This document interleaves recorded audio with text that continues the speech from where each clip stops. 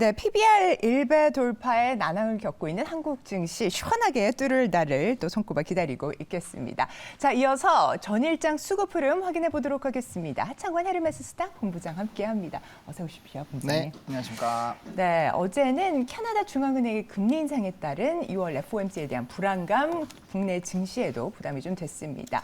자, 선물 옵션 만기일에 따라 수급 변동성이 확대가 됐고요. 장 막판에 외국인의 선물 매수 확대되면서 낙폭 축소됐다라는 분석인데요. 자, 코스피 시가총액 상위 종목들 대체로 하락했습니다. 삼성전자는 약보합, LG에너지솔루션 그리고 네이버는 2% 넘게 내렸죠. 시간외에서는 어떤 종목들 움직였는지 확인해 보도록 하겠습니다. 재은 아나운서 전해주시죠. 네, 시간의 특징주입니다. 애플페이와 정부정책 모멘텀을 받은 관련주들이 들썩이는 모습이었는데요. 우선 애플페이 관련주로 한국정보통신 하잉크코리아가 상한가로 직행했습니다. 신한국민우리은행이 애플페이에 합류한다는 소식 때문인데요. 근거리 무선통신 NFC 결제가 확산될 거란 기대감 강하게 실렸습니다. 이에 따라서 한국정보통신은 10%, 하잉크코리아도 10% 강한 상승 탄력 보였습니다. 정부가 반도체 초격차를 유지해야 한다는 강한 의지를 다지자 움직인 종목들도 시간외에서 줄을 이뤘죠. 이 중 KC와 코스텍시스 살펴보겠습니다. KC는 상한가 그리고 코스텍시스는 2.83% 강한 움직임 나타냈습니다.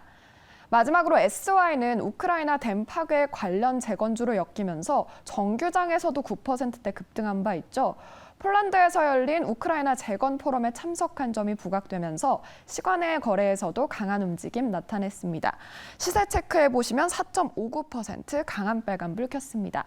지금까지 시간외 거래 특징주 알아봤습니다. 네, 애플페이 관련주도 눈에 좀 띄고요. 시간외 특징주 가운데서는 오늘 어떤 종목 볼까요?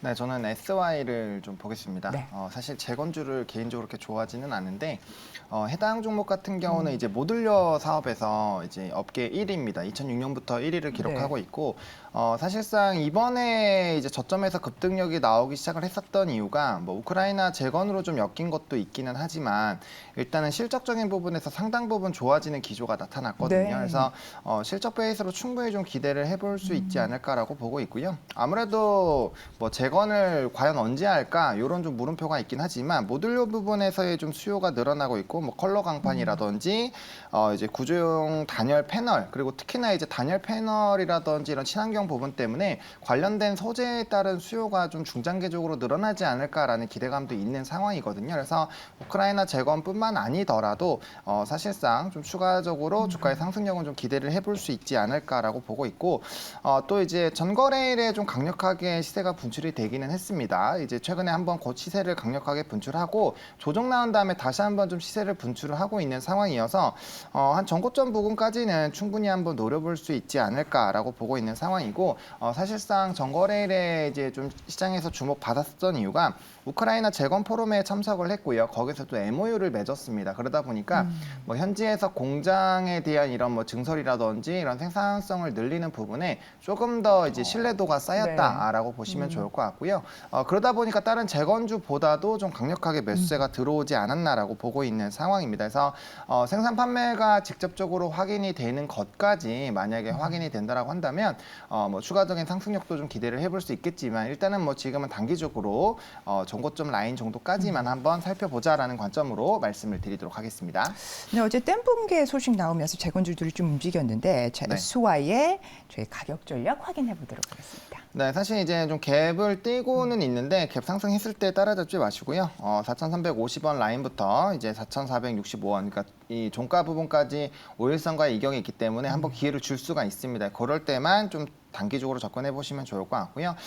만약에 5,000원까지 보고 있는데 만약에 뭐 이제 시가에서 갭 띄우고 바로 가버린다 하면은 그냥 보내주시면 될 것 같고 손절 라인 같은 경우는 4,050원입니다. 앞서 말씀드린 것처럼 한번 저점에서 대세적인 시세가 분출이 되고 이제 단기 평선에서의 좀 지지 반등이 나온 상황이어서 그 이제 시장 라인 가격대가 굉장히 중요하거든요. 그래서 4,050원까지 깨진다라고 한다면 단기적으로 좀 조정이 강하게 나올 수 있기 때문에 손절 라인은 좀 다소 타이트하게 좀 제시를 드리도록 하겠습니다. 네, SY 목표가 5,000원, 손절가 4,050원으로 대응해 보도록 하겠습니다. 자, 이어서 외국인 기관 순매수 특징주 만나보시겠습니다.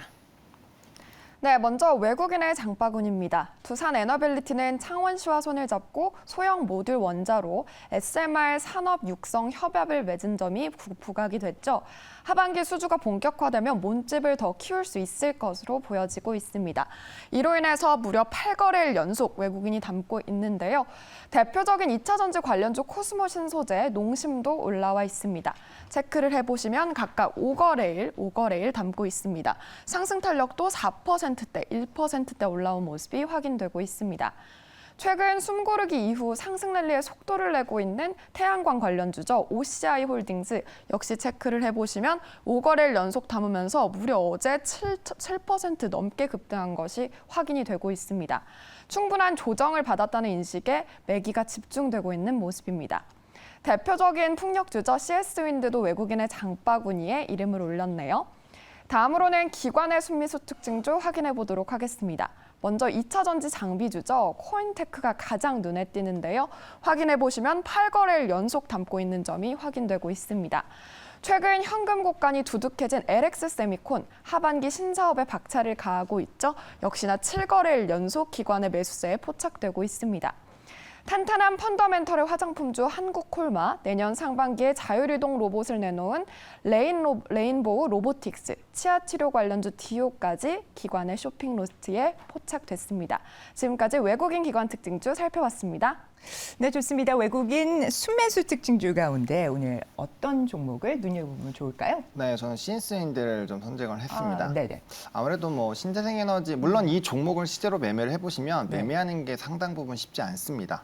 그거는 좀 참고를 해두시면 좋을 것 같고, 그래서 단기적인 부분보다는 중장기적으로 좀 보시면 좋을 것 같고, 전 재생에너지 부분을 방송에서 좀 한 2, 3년 정도 묵혀놨을 때 가장 수익률이 좋지 않을까라고 좀 자주 언급드리는 네, 섹터이기 2, 3년. 때문에 네네. 네, 그렇게 보시면 좋을 것 같고, 일단 25년부터 미국에서 폭발적으로 풍력에 대한 설치가 늘어날 수 있는 상황이고요. 기타 지역, 뭐 일본이라든지 뭐 대만, 유럽 지역에서도 이런 풍력에 대한 수요도 좀 계속적으로 늘어날 겁니다. 그래서 뭐 30년, 35년까지 본다라고 하더라도 앞으로의 수요도가 가장 늘어날 수 있는 부분 중에 하나다라고 보시면 좋을 것 같고요. 전 세계적으로 이런 환경에 대한 규제가 점점 강해지고 있습니다. 그러면은 이제 탄소 배출을 좀 줄이는 부분으로 이슈가 될 텐데, 그렇게 된다면 태양광, 풍력, 원전 이렇게 세 가지가 주목이 될 확률이 가장 높습니다. 그리고 유럽 지역에서 여전히 지정학적 리스크가 있기 때문에 거기에 따른 에너지 자립도가 좀 나온다라고 한다면, 특히나 유럽 지역은 또 해상 풍력이 강하죠. 바람의 세기가 강하다 보니까 네. 해당 부분에 대한 수요가 좀 크게 늘어나고 있고요. 사업 기간이 길다라는 좀 단점은 존재하지만 어쨌든 뭐 IRA 법안부터 시작해서 좀 상당 부분 좋은 이슈들이 있는 상황이고, CS윈드 같은 경우는 풍력 타워에서 전 세계 뭐 점유율 1위를 보일 정도로 사실 좀 독보적인 지위를 가지고 있고, 또 하부 구조물 쪽으로도 사업 영역을 계속적으로 확대를 하고 있기 때문에 이 높은 점유율을 바탕으로 뭐 자회사 베어링뿐만 아니라 이제 하부 구조물까지 가져간다라고 한다면 이 수직 계열화 부분도 좀 진행이 될 수 있고요. 네. 공장 같은 경우도 상당 부분 다른 지역에 이제 만들어내면서 이 운송비나 이동비를 좀 많이 줄여나가고 있는 상황입니다. 그래서 뭐 긍정적인 모멘텀들이 워낙 많기 때문에 관련된 부분 보시면 좋을 것 같고, 또 우리나라에서도 비중이 태양광이 87, 풍력이 13이었는데 이게 6대4 비율로 변경이 됐죠. 그래서 정부의 정책에서도 추가적인 기대감이 30년까지 충분히 계속적으로 나올 수 있기 때문에 이런 타워 쪽에서 좀 독보적인 지위를 가지고 있는 종목 하나 정도는 조금 들고 가보시면 어떨까라는 관점으로 말씀을 드리겠습니다. 네, 호재와 추세에 부합하긴 하지만 사업 기간이 좀 긴 만큼 중장기적인 접근 필요하다는 말씀 주셨고요. CS윈드 가격 전략 확인하겠습니다. 네, 가격 전략 같은 경우는 지금 한 11선 부분부터 이제 현재 종가 부분까지 좀 분할 매수 관점으로 접근을 해보시면 좋을 것 같고요. 목표가는 일단 10만 원 보고 있는데 사실 뭐 목표가를 달성한다라는 관점보다는 이런 환경의 추세에 따라서 계속적으로 부각을 받을 수밖에 없기 때문에 좀 중장기적으로 끌고 가보시면 좋을 것 같고요. 일단 손절 라인은 7만 3천 원으로 말씀을 드리는데, 사실상 뭐 CS윈드나 SK오션플랜트 이런 종목군들은 손절로 대응을 하시기보다는 가격이 좀 상당 부분 많이 눌렸다 했을 때부터 다시 추가 매수 관점으로 대응을 하시는 게 더 낫지 않을까 싶습니다. 관련한 뉴스 플로우 중에서 라니냐에서 엘니뇨로 변환이 되면서 기후 변동성이 더 커져서 CS윈드가 수혜를 받을 수 있다, 이렇게도 나왔던데 제가 과학적인 상식이 부족한 걸까요? 아니면 바람이 그냥 더 많이 장기적으로 분다 이런 얘기일까요? 뭐 당연히 영향을 받을 수 있습니다. 네. 그리고 이제 슈퍼 엘니뇨 현상이 2015년에 또 있었거든요. 네. 가장 최근의 기조로 봤을 때, 그럴 때도 이제 뭐 바람의 세기라든지 이런 환경적인 변화가 상당 상당 부분 많이 있었기 때문에 뭐 충분히 가능성은 있는 이야기다라고 좀 정리를 드리겠습니다. 감사합니다. 자, 그럼 기관 순매수 특징주 가운데 저희 관심주 살펴보자. 네, LX 세미콘을 좀 선정을 했습니다. 일단은 디스플레이 쪽을 저는 상당히 좀 좋게 보고 있는 상황인데요. 일단은 뭐 관련된 부분에서 일단 좀 선제적으로 좀 움직임이 나오고 있는 상황이고, 앞서 말씀해주신 것처럼 또 신사업에 대한 기대감도 좀 충분히 있는 상황입니다.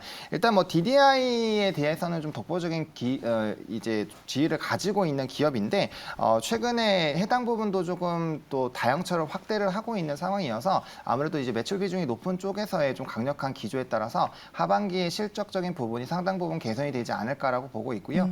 특히나 OLED 섹터에서는 지금 뭐 IT, XR, 뭐 전장용까지 전방위적으로 지금 좋아지고 있는 상황입니다. 그래서 업황이 턴어라운드가 나오고 있는 상황이고, 업황의 규모 자체가 과거보다 더 커지고 있는 상황이기 때문에 아마 실적적인 점유율만 똑같이 유지가 된다라고 하더라도 뭐 매출이나 영업이익단에서의 굉장히 좀 좋은 흐름들이 나올 수가 있는 상황입니다. 그래서 충분히 좀 긍정적으로 보실 수가 있을 것 같고요.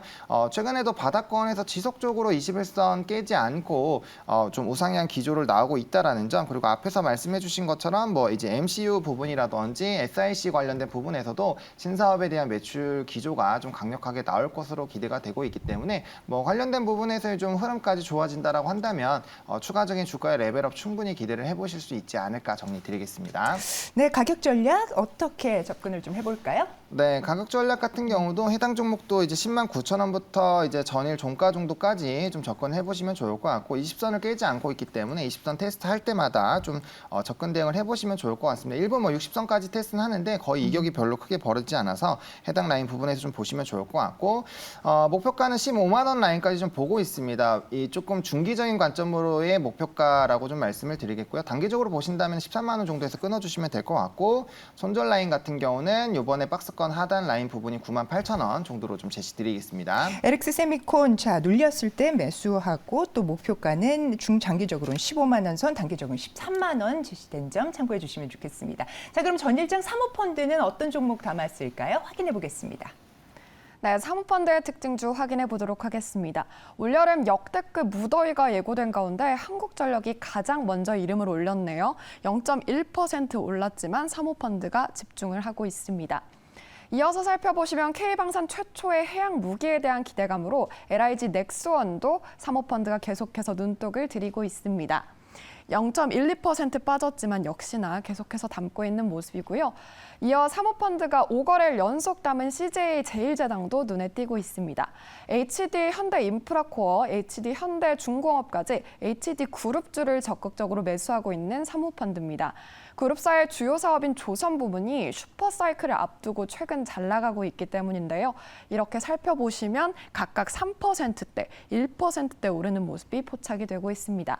지금까지 사모펀드의 장바구니 확인해봤습니다. 네, 사모펀드 수급 특징주 중에 어떤 종목 볼까요? 네, HD 현대중공업을 좀 선정을 했습니다. 네. 사실 뭐 하반기 쪽을 본다라고 한다면 충분히 조선주들 좀 괜찮지 않을까라고 보고 있고요.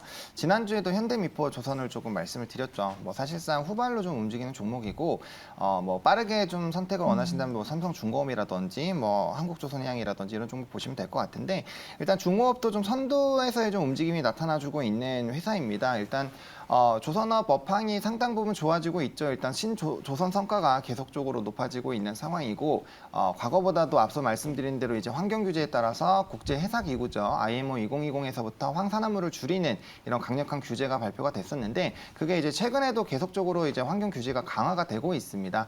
그러한 상황이기 때문에 노후 선박을 교체를 할 수밖에 없는 환경으로 마련이 되고 있고요. 그렇기 때문에 이제 조선에 대한 수준은 계속적으로 나올 수밖에 없는 상황입니다. 특히나 우리나라 같은 경우는 이제 LNG선 같은 이런 고부가선에서의 좀 독보적인 지위를 가지고 있기 때문에 충분히 더 유리하다라는 부분이 있겠다라고 보시면 좋을 것 같고, 일단은 또 이제 실적적인 부분에서 영업적으로 분기 흑자 전환을 했고, 연간 실적도 이제 조선업들이 좀 좋아지지 않을까라고 보고 있는데, 대금 자체를 4번 정도 나눠서 진행을 하기 때문에 장부가에 반영이 되기 시작을 한 상황에서 이제 네. 성과는 높아지고 있고 수주량이 좋아지고 있어서 뭐 이런 부분들을 보신다라고 한다면 충분히 하반기까지도 지금 상황에서 좀 끌고 가보셔도 괜찮지 않을까 싶고요. 또 하반기에 카타르라든지 모잠비크 밀렸던 이런 수주들이 다시 나올 수 있기 때문에, 그러면 이제 뭐 수주 목표량치 메워주면서 좀 긍정적인 기조가 유지가 되지 않을까 싶습니다. 네, HD 현대중공업 또 조선주 관련된 코멘트 함께 주셨습니다. 가격 전략은 어떻게 가져갈까요? 매수가 같은 경우는 11만 8천 원 라인부터 12만 5천 원까지 좀 분할로 접근을 해보시면 좋을 것 같고요. 목표가는 13만 7천 원으로 조금 1차적인 부분인데 뭐 2차로 15만 원까지 보셔도 괜찮을 것 같고요. 선절 라인 같은 경우는 10만 7천 원으로 말씀을 드리겠습니다. 네, 오늘 그러면 저희 수급 통한 전일장의 흐름 꼼꼼하게 확인을 해주셨습니다. 하창원 본부장님, 오늘 말씀 대단히 감사합니다. 네, 고맙습니다.